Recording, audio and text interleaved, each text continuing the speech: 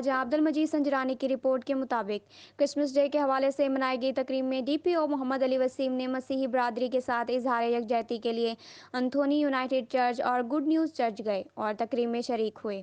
اس موقع پر D P او محمد علی وسیم نے تقریب سے خطاب کرتے ہوئے کہا کہ مسیحی برادری بھی ہمارے ملک میں بہت اہمیت رکھتے ہیں اور منائی گئی کرسمس تہوار تقریب میں شریک ہونا ہمارے لیے باعث فخر ہے۔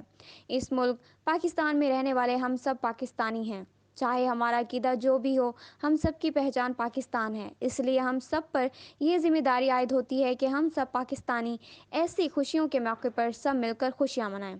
تقریب کے آخر میں ڈسٹرکٹ پولیس ڈیرہ غازی خان کی طرف سے مسیحی بچوں میں تحائف بھی تقسیم کیے گئے۔ مزید اپڈیٹ کے لیے دیکھتے رہیے غازی نیوز ایچ ڈی۔